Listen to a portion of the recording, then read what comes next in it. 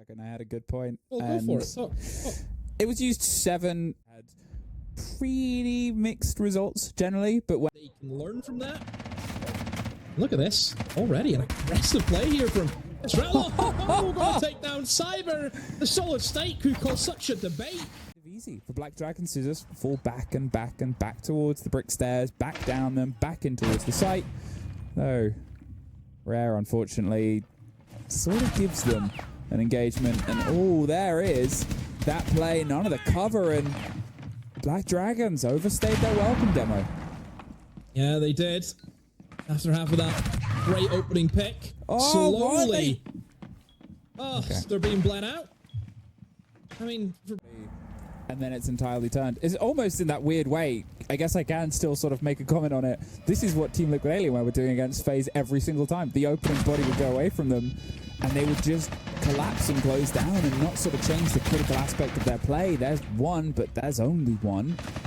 As FaZe turn. BlackDragons is kind of locked in that position. They have to hold the staircase, and oh dear, Swag. So you don't want to see a big old shield looking at you. Oh, he tries to go the Hail Mary play, and that has not worked. Cyber in the breach has that angle covered off, and he gets... Can follow through. Swag's given his life, but there's a lot of time here, Demo. So much. And Monty's actually going to just try and drive on forward as they get the kills behind the shoulder of them either side. They'll bait the smoke, but Salts is just executing them. The Monty's the man with the kit itself, and I mean, who needs to play it, right? Drives the team through, gets the last kill him. Sometimes Moto and Main, as we've sort of seen them still sit up forward, 30 seconds left. It puts things a bit down to the wire. These engagements become narrower now. Well, they have the cross fight. Souls is the first. He's fought his way partially in towards the side, but the cover is Cyber, but it actually goes down. Handy's on the side. There's a drop on the back as well, but it's a 3 versus 2 technically as Mr. Outlaw is down, and now it's just Swag left. FaZe. I said it's intricate. It's a tough approach, and although they still got to stick the landing, they know where he is. There's the slip on by, and there's the final catch, but they are just... Any other team in the world is the lack of roster. Suffers in the fight up logistics hatch. Apparently the only logistic now is how do we kill Miracle. Let's send in Solid Snake. Goes right for the clash itself, and they had the cover from the skylight to get Miracle, who tried to save him. Brilliant one too, but there's almost 2 kills right back. They're just exploding their way in towards the site itself, but it does settle as a 3 versus 2. Though Swag goes down, but balances it back out. Mr. Outlaw, it's just traded bodies lender. All that is left. Now, Souls and Handy. They can get the intel. They still have a lot of utility in the pockets and a lot of time as well. So they're just going to try and force on towards the player. There's the continual pressure of FaZe Clan. Going to make himself known as Izami, blocking off a lot of windows in the opened reinforced wall to try and get himself out of there, but it doesn't matter. Souls is an absolute heater here today. 8-0 for himself. Swag looking to bite back against Handy now, and who knows, maybe a bit of a battle back. And yes, there is going to be a battle back as Miracle finishes off Souls, but still for FaZe, they still have the man advantage. The 3 versus 2, the man advantage, the collection of the kit.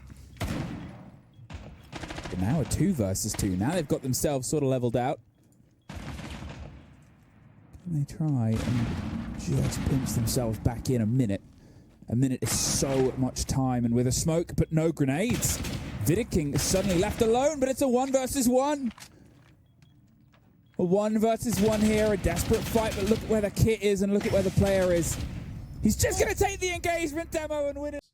Souls 1 has always been my favorite player in FaZe, because you kind of think of him as this kind of flex support role on the side, but he just kills anything. Doesn't matter what gun he has, he just kills. They were down here in the basement where you've gave FaZe a minute to gear up and go for their execute.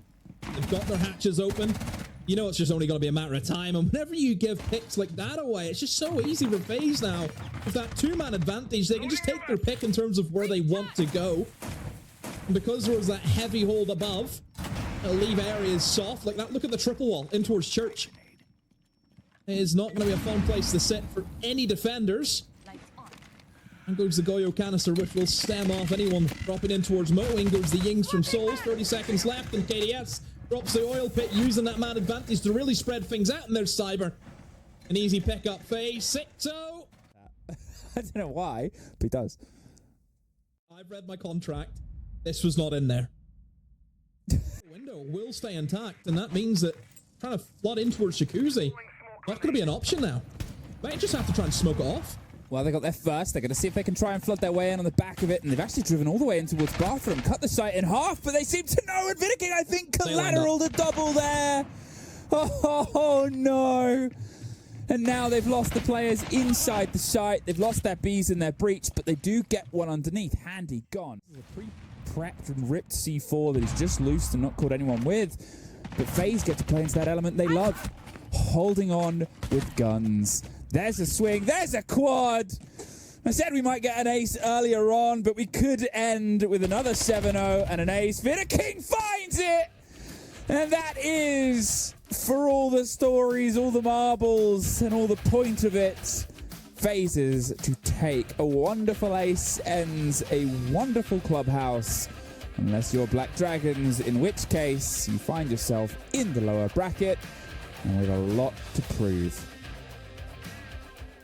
Point out that it was a throw from BlackDragons, either like at the 7-0 and we're like, yeah, Lenda, Miracle, Outlaw, like into 5 kills. Okay, cool. I think that in general, in some of these rounds, despite losing the man advantage early on, they fight back.